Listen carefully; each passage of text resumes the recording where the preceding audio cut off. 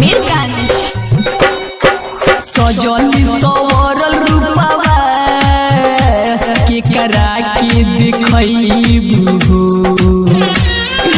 सजली सवरल रूपवा केकरा के देखैबू।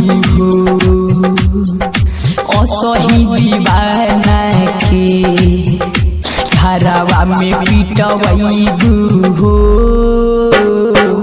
असही दीवाना के घरवा में पिटवैबू हो, असही दीवाना के।